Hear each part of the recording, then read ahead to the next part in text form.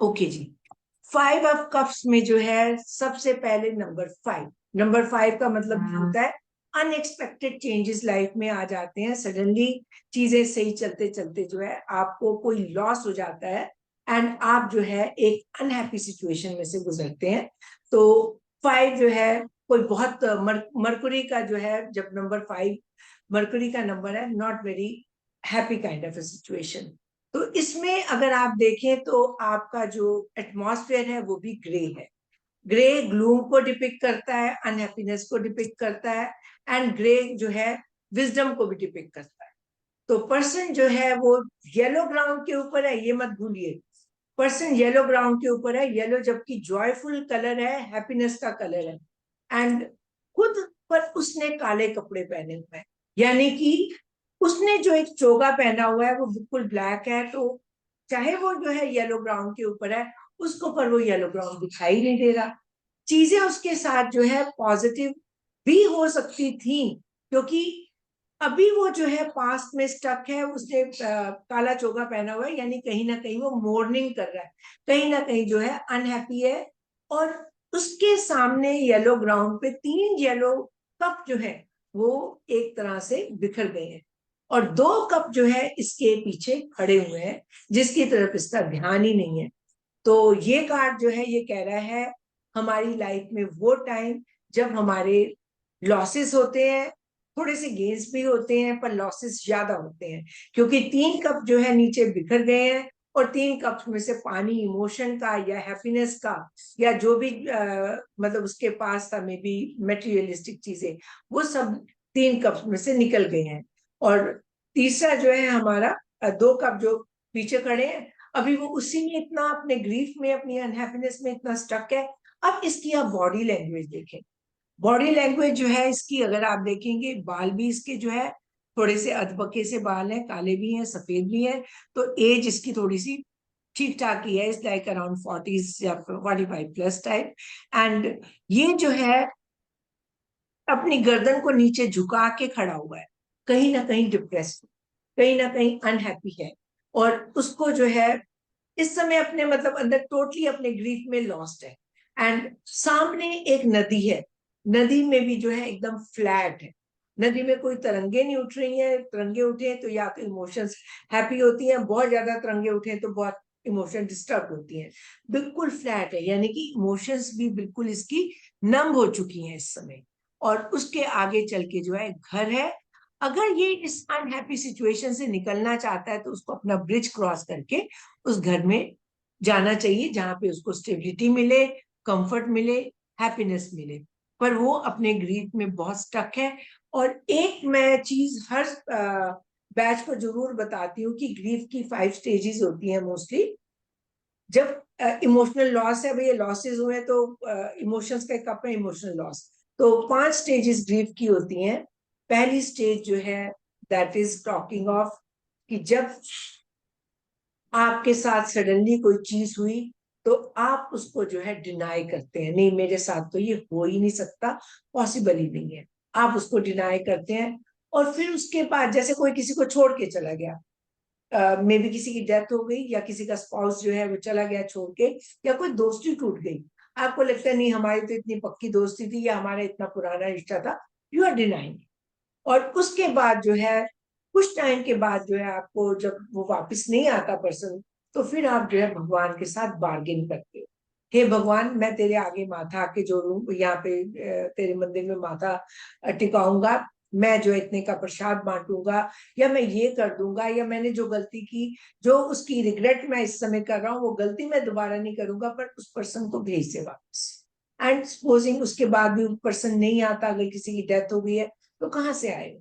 तो वो पर्सन नहीं आता तो फिर एंग्री स्टेज आती है, वो अमिताभ बच्चन वाली स्टेज, जब उसने जो है सारे देवी देवताओं की, हमारी जो है उनकी मूर्तियां घर से बाहर निकाल दी, एंग्री कि मैंने सारी जिंदगी तेरी पूजा की और तूने मेरे साथ ये किया। और एंग्री स्टेज के बाद मूर्ति निकाल दी, बहुत कुछ कर लिया, उसे पता चल गया कि पर्सन वापस नहीं आ रहा। तो फिर आती है स्टेज आपकी ग्रीफ की, जब आप जो है बहुत इतने दुखी हो जाते हैं कि आपको लगता है सब चीजें मेरी मिट गई, आप एक नेगेटिव उस मोड में चले जाते हैं जिसमें ये अभी है। और ये इससे निकलना जो है लोगों को कई बार बड़ा मुश्किल होता है, कई बार महीने, कई बार सालों, कई बार सारी लाइफ टाइम चली जाती है, स्पेशली जिनके बच्चे चले जाते हैं यंग एज में, तो वो जो है ग्रीफ से निकल नहीं पाते हैं, तो वो ग्रीफ की स्टेज आती है। पर अगर हाँ किसी के साथ दोस्ती थी या स्पाउस चला गया, तो फाइनली तो या कोई मतलब आपको समझ तो आ जाती है कि हमें जीना है, और उसके बाद स्टेज आती है एक्सेप्टेंस की। अब तो ये हो गया, अब इसे मुझे एक्सेप्ट करके जो है आगे मुझे क्या करना है, लास्ट स्टेज आती है मूविंग ऑन की। तो ये जो है ग्रीफ की, ये हमारी जो है 5 स्टेजेस होती हैं। जब भी किसी के साथ ये 5 ऑफ कप्स वाली सिचुएशन आती है, तो वो इससे बहुत ज्यादा, हर स्टेज से, अब किस स्टेज की कितनी ड्यूरेशन है हमें नहीं पता, हर पर्सन की अपनी पर्सनालिटी पे डिपेंड करता है। और ब्रिज जो है वो कह रहा है कि ब्रिज, अगर आप चाहते हो कि इस चीज से मूव ऑन करो, तो पीछे मुड़ो, जो आपके पास बच गया है, जो आपका चीजें साल्वेज हो गई हैं, उनको देखो। बहुत आपके पीछे दोस्त खड़े हैं आपको सपोर्ट करने के लिए, लुक एट देम। एंड उसके बाद जो है आपकी कंफर्ट, मतलब आप पीछे मुड़ के देखेंगे तो आप उनकी सपोर्ट लेंगे, तो आप इस ग्रीफ से निकल पाएंगे। एंड अब मैं इसकी डिफरेंट डिफरेंट स्टेजेस मैं ही बता देती हूँ, नहीं तो दिक्कत होगी। फिर उसके बाद एक दो कार्ड्स के बाद फिर पूछेंगे। तो ये कार्ड जो है अगर पास्ट या फ्यूचर में आता है, तो पास्ट में ये कार्ड कह रहा है कि जो भी सिचुएशन एक रही जिसने आपको बड़ा दुख दिया, उसमें हो सकता है किसी कोई बिजनेस था उसमें 70-80% लॉसेस हो गए। एंड फिर फ्यूचर में जो है ऐसी कोई, अगर कोई पूछ रहा है कि मैं इसमें पैसे इन्वेस्ट करूं या इस रिश्ते में जाऊं, या इसके साथ मेरी जो है कोई दोस्ती है उसमें कुछ करूं, तो आपको उसको ना कहना है। This is what the tarot is for, कि आप उनको प्रॉपर गाइडेंस दे सकें, रेड फ्लैग आप बता सकें कि ये जो है पॉजिटिव कार्ड है, आगे इसकी पॉसिबिलिटी हो सकती है कि आपको इस चीज में डिसअपॉइंटमेंट हो। और प्रेजेंट में तो नेगेटिव कार्ड है ही। नेगेटिव जब होता है तो मैंने बताया ना आपको, प्रेजेंट में फिर वो उसी को डिपिक्ट करता है, इस समय आपकी लाइफ में बड़ी अनहैप्पी सिचुएशन चल रही है। और अगर ये कार्ड आपका जो है रिलेशनशिप में आता है, तो रिलेशनशिप में कहीं ना कहीं आपने गलतियां की हैं, रिग्रेट आप कर रहे हो, स्टक हो गए हो पास्ट में, उस रिलेशनशिप से निकलना बड़ा मुश्किल है, सिंगल है तो कोई आपके पास रिश्ता नहीं आ रहा, या 3 रिश्ते आए वो ना करके चले गए। और उसके बाद जो है अगर कमिटेड है, तो दोनों के बीच में कोई झगड़ा हो गया शॉर्ट टर्म, क्योंकि ये लंबे कार्ड नहीं है, तो दोनों के बीच में कोई झगड़ा हो गया जिसको सॉर्ट आउट किया जा सकता है। और ये कार्ड अगर आपका जो है फिनेंस में आ गया, तो फिनेंस में चीजें आपकी डाउनवर्ड ही जाएंगी, कहीं कोई पैसा इन्वेस्ट ना करें या बिजनेस में पैसा ना डालें। एंड ये कार्ड अगर आपका हेल्थ में आया है, तो हेल्थ में वो कह रहा है कि आपने ट्रीटमेंट ट्राई जरूर कर ली है, पर अभी जो है आपकी हेल्थ का थोड़ा नेगेटिव पीरियड आगे चलेगा ही, अभी इतनी जल्दी ये खत्म नहीं होने वाला है।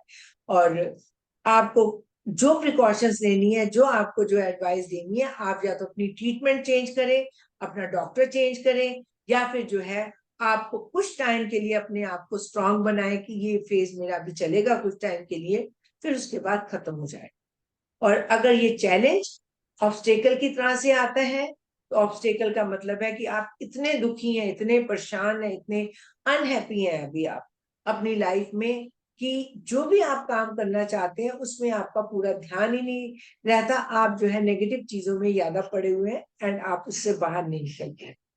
और ये कार्ड अगर हमारा गाइडेंस में आता है, तो गाइडेंस में यही है, जो चला गया वो चला गया, कोई चले जाते हैं लाइफ में, उसके बाद हम लोग जीना नहीं बंद कर सकते हैं। आप जो है नेगेटिव चीजें देख रहे हो, जरूर थोड़ी देर के लिए दुख मनाओ, रो लो, जो मर्जी कर लो, पर देन टर्न बैक।